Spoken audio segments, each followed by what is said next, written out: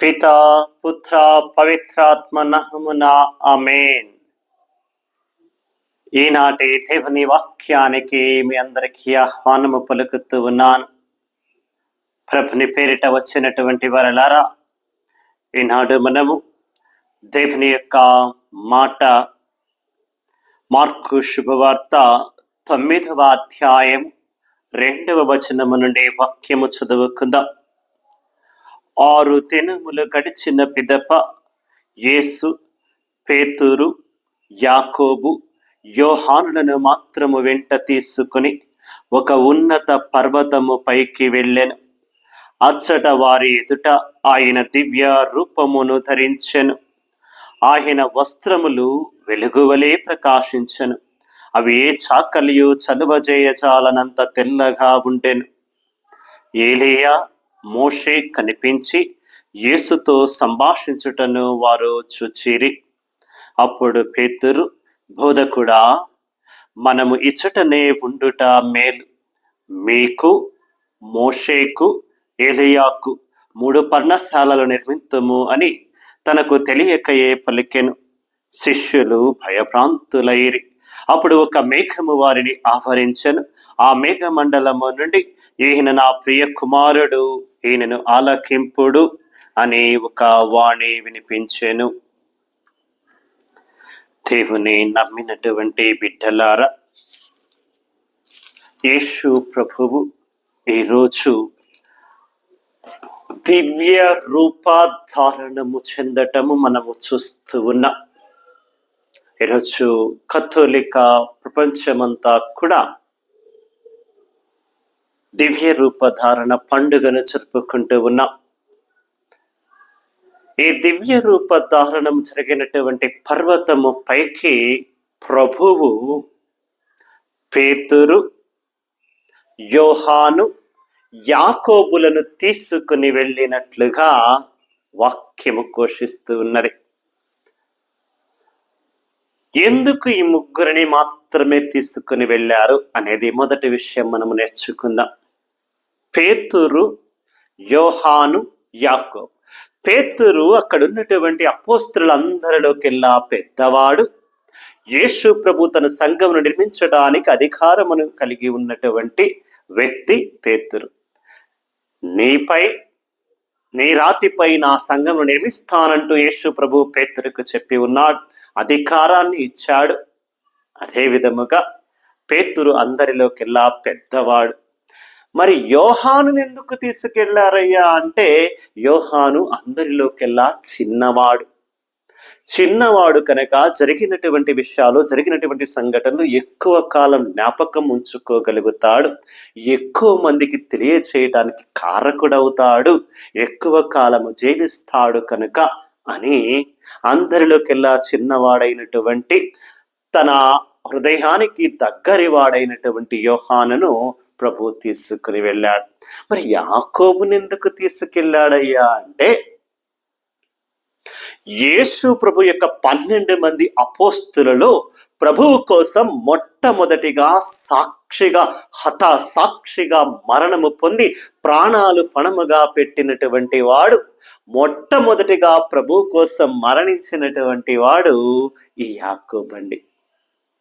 12 మంది అపోస్తలులలో, 12 మంది శిష్యులలో యేసు ప్రభు కోసం మొట్టమొదటిగా స్వార్థ సేవలో హతసాక్షిగా మరణము పొందినటువంటి వాడు, ప్రాణాలు ప్రభువు కోసం త్యాగము చేసినటువంటి మొట్టమొదటి అపోస్తలుడు యాకోబు. అందుకని ప్రభు ఈ ముగ్గురిని కూడా తన వెంట తీసుకుని వెళ్ళడం మనం చూస్తూ ఉన్నాం. మరి రెండవది, యేసు ప్రభు ఆ పర్వతము పైకి వెళ్ళిన తర్వాత ఏం జరిగిందట? వాక్యము ఒక్కసారి మనము చూస్తే మనకు అర్థమవుతున్నటువంటి మాట, మార్కు శుభవార్త 9వ అధ్యాయం 4వ వచనములో, ఏలియా, మోషే కనిపించి యేసుతో సంభాషించుట వారు చూచిరి. ఎవరు కనిపించారటండి అక్కడ? యేసు ప్రభు శిష్యులను మాత్రము తీసుకుని వెళ్ళారు, ముగ్గురిని. కానీ అక్కడికి వెళ్ళాక యేసు ప్రభువుతో ఏలియా మోషే కూడా ఉండి మాట్లాడుతున్నట్లుగా ఈ ముగ్గురు శిష్యులు తమ కళ్ళతో చూశారండి. ఎంతటి అద్భుత కార్యం అండి. ఎన్నో వందల సంవత్సరాల క్రితం మరణించినటువంటి, ఎన్నో వేల సంవత్సరాల క్రితం మరణించినటువంటి ఈ యొక్క మోషే, ఈ యొక్క ఏలియా ప్రభు చెంతకు వచ్చి ముగ్గురు కలిసి మాట్లాడుతూ ఉండటం శిష్యులు మేము మా కన్నులారా చూచాము. ఆశ్చర్యము, భయము రెండు కూడా మేము ఆ రోజున పొందుకున్నాము అంటూ శిష్యులు చెబుతూ ఉన్నారండి. మరి ఎందుకు ఏలియా మోషే ప్రభు చెంతకు వచ్చారంటే, ఈ ఏలియా యోర్దాను నదిని పాయలుగా చీల్చినటువంటి వాడు. ఈ మోషే ఎర్ర సముద్రాన్ని పాయగా చీల్చి ఇశ్రాయేలు ప్రజలను నడిపించినటువంటి వాడు. ఏలియా ప్రవక్తలలోకిల్లా గొప్ప ప్రవక్తగా, మోషే నాయకులలోకిల్లా గొప్ప నాయకుడిగా పెరుగున్నాడు. ఒక పక్క గొప్ప ప్రవక్త, గొప్ప నాయకుడు.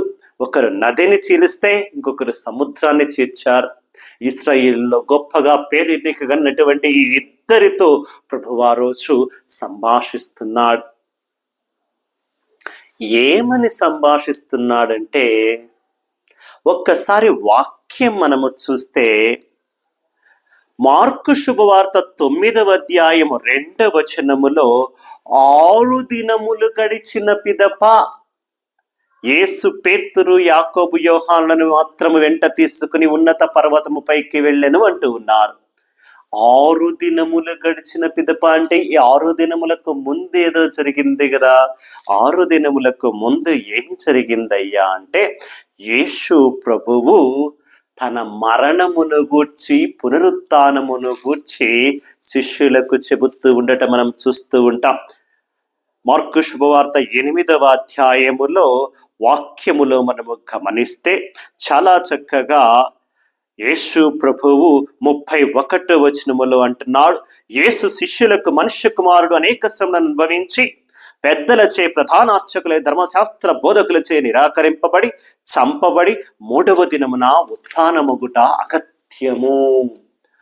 ప్రభువు శిష్యులకు ముందుగానే తన మరణమును గూర్చి చెబుతున్నారు, ప్రబోధిస్తున్నారు, ప్రవచించి మరీ చెబుతున్నారు. జరగబోయే భవిష్యత్తును శిష్యులకు ముందుగానే వారు భయపడకూడదని తెలియచేస్తూ ఉన్నారు. మనుష్య కుమారుడు పెద్దలచే నిరాకరించబడి, అధికారులచే తృణీకరించబడి, మరణశిక్ష విధించబడి మరణించబడతాడు, చంపబడతాడు, కానీ 3వ నాడు తిరిగి లేస్తాడు అని చెప్పి శిష్యులకు తెలియచే, ఇది జరిగిన తర్వాత 6 దినాల తర్వాత వీళ్ళు తీసుకుని వెళ్ళి యేసు ప్రభు మోషే ఏలియాతో మాట్లాడుతున్నారంటే తన మరణమును గురించి, పునరుత్థానమును గురించి సంభాషిస్తూ ఎలా జరగబోతుంది అని ప్రభు వాళ్ళకు ముందుగానే ఆ విషయాలు తెలియచేశారు. అదే విషయాన్ని వాళ్ళతో చర్చిస్తూ ఉండవచ్చు. ప్రభుని నమ్మినటువంటి బిడ్డలారా, ఈరోజున వాక్యములో యేసు ప్రభు ఈ ముగ్గురిని శిష్యులను ఎందుకు తీసుకెళ్లారో నేర్చుకున్నాం. ఏలియా మోషేలను ఎందుకు కలిశారో నేర్చుకున్నాం. ఇంకొక మాటను మనం ఈ రోజున నేర్చుకోవాలి. 2వ అధ్యాయములో 9వ అధ్యాయం 2వ వచనముల వాక్యం అంటున్నట్టుగా, అచ్చట వారి ఎదుట ఆయన దివ్య రూపధారణమును పొందెను. దివ్య రూపమును పొందెను.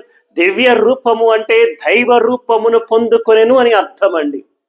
దైవ రూపాన్ని ప్రభు పొందుకున్నట్లుగా వాక్యములో మనము వింటూ ఉన్నాం. అప్పటి వరకు సామాన్య మనిషిగా, అపోస్తలులో ఒకరిగా ప్రభు మెలుగుతూ ఉండి ఒకేసారి తన రూపాన్ని మార్చుకుని దివ్య రూపాన్ని అంటే తన నిజమైన స్వరూపాన్ని ప్రభు ఈరోజు చూపిస్తున్నాడు. తన నిజ స్వరూపం, తన నిజ రూపం ఏంటయ్యా అంటే దైవ రూపం.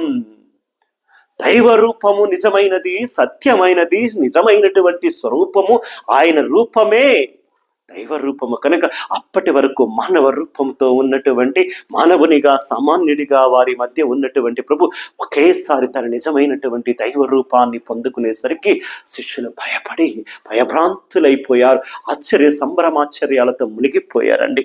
ఆయన వస్త్రము తెల్లగా మెరిసిపోతుందట. ఎలా? ఏ చాకలి ఎన్నడూ ఎప్పుడు కూడా శుభ్రము చేయలేనంత తెల్లగా యేసు ప్రభుని వస్త్రము మెరిసిపోతుందట.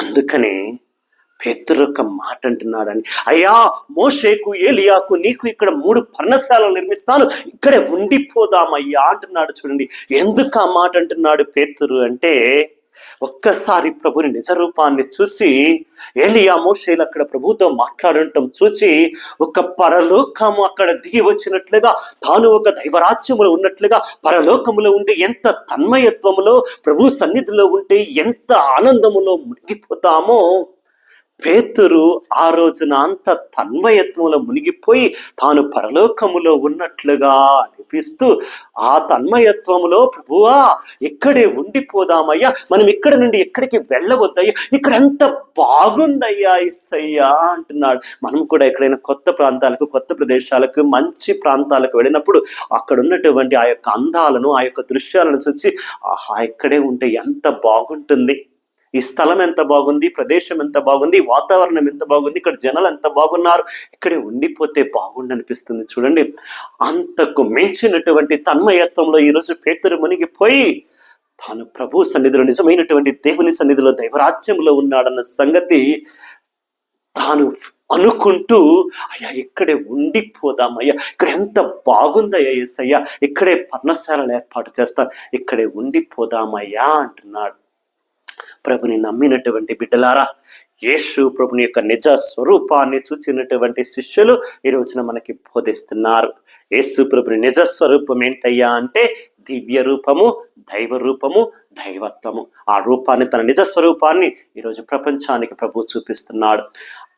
అతను ఎప్పుడైతే దివ్య రూపధారణము చెందిన ఆ సమయములో ఒక మేఘము నుండి స్వరము వినిపిస్తుందట. ఏమని? ఈయన నా ప్రియమైన కుమారుడు, ఈయన మాటలను మీరు ఆలకించండి. మార్కు శుభవార్త 9వ అధ్యాయం 7వ వచనముల వాక్యం ద్వారా మనం వింటున్నాం, ఈయన నా ప్రియమైన కుమారుడు, ఈయన మాటలను మీరు ఆలకించండి. ఇది మనందరికీ కూడా ఈరోజు భగవంతుడిస్తున్నటువంటి గొప్ప సందేశం అండి. దైవ కుమారుడైనటువంటి యేసయ్య మాటను ప్రపంచము వినాలా, ఆ మాట చొప్పున జీవించాలా, ఆయన మాటలను మనం ఆలకించాలా. ప్రభు ఈ రోజు నీతో ఏం మాట్లాడుతున్నాడో బిడ్డ, ఆ మాటను విని ఆలకించి నిజమైనటువంటి దైవ కుమారుడైనటువంటి యేసయ్యను నమ్మినటువంటి బిడ్డలుగా, తన నిజ స్వరూపాన్ని, దివ్య రూప ధారణను చూస్తున్నటువంటి బిడ్డలుగా ప్రభుని మాటలు విందాం, ఆయన మాట చొప్పున జీవిద్దాం. దేవుని యొక్క వాక్యము చాలా చక్కగా అంటుంది, ఈ లోకపు మాటలు, ఈ లోకపు దుష్టపు మాటలు, ఈ లోకములోని వారు నిన్ను ప్రభువు నుండి దూరము చేయటానికి చెప్పినటువంటి మాటలు కాదు నీవు విని ఆలకించవలసింది. ప్రభుని మాటను విని ఆలకించి జీవించమంటున్నాడు. యేసయ్య మాట చొప్పున జీవించమంటున్నాడు. కొన్నిసార్లు మనం అనుకున్నది జరగకపోవచ్చు, కానీ ప్రభు అనుకున్నది జరగాలి అని చెప్పి మన జీవితంలో కోరుకోవాలా. దేవా నీ వాక్యము విని నీ మాట చొప్పున జీవించలాగా చేయయ్యా, నీ చిత్తమే నా జీవితంలో జరగాలయ్యా అంటూ ఈ దివ్య రూపధారణ పండుగ రోజున ప్రభుని మనము కూడా ఆరాధిస్తూ స్తుతిస్తూ నిజమైనటువంటి దైవ కుమారుడు, నిజమైనటువంటి దైవత్వము కలిగినటువంటి యేసయ్యను నమ్ముదాం, విశ్వసిద్దాం. ఈ దివ్య రూపధారణ పండుగ రోజున పేతురు వలె మనము కూడా యేసయ్యా నీ సన్నిధిలోనే ఉండిపోతానయ్యా, నీ సన్నిధిలో ఉండిపోయేటట్లు నన్ను చేయయ్యా, ఇక్కడ చాలా బాగుందయ్యా అని ప్రభుతో మాట్లాడుతూ పలుకుదాం. పరిశుద్ధుడు ప్రేమామయుడైన యేసయ్య నీకే స్తుతులు, స్తోత్రములు, వందనములు తండ్రి. నీ నామమును బట్టి నీకు వేలాది స్తోత్రములు చెల్లిస్తూ ఉన్నాం. పరిశుద్ధుడైనటువంటి ప్రభువా, ఈరోజు దివ్య రూపధారణ పండుగ రోజున అయ్యా నీ నిజ స్వరూపాన్ని ప్రపంచానికి తెలియజేశావు. ఇదిగో ఆకాశవాణి, పరలోకపు వాణి పలుకుతున్నట్లుగా మేము నీ మాట చొప్పున విని, నీ చిత్తము చొప్పున జీవించలాగన నీ వాక్యాన్ని, నీ మాటను మాత్రమే మేము వినినట్లుగా, ఈ లోకపు మాటలు, ఈ లోకపు దుష్ట మాటలు విని ఆ మాటలు చొప్పున నీకు దూరము కాకుండా, ఈ లోకపు వాణిని కాకుండా పరలోకపు వాణిని వినినట్లుగా, నీ చిత్తము చొప్పున, నీ మాట చొప్పున జీవించినట్లుగా, నిజమైనటువంటి యేసయ్య శిష్యులుగా, నిజమైనటువంటి క్రైస్తవ బిడ్డలుగా మేము జీవించలాగున మాకు కావలసినటువంటి కృపను, దయను, అనుగ్రహాలు దయచేయమని యేసు ప్రభుని పరిశుద్ధ నామమున అడిగి వేడుకొనుచున్నాము తండ్రి. ఆమేన్. పితా పుత్ర పవిత్రాత్మ నామమున ఆమేన్. God bless you all.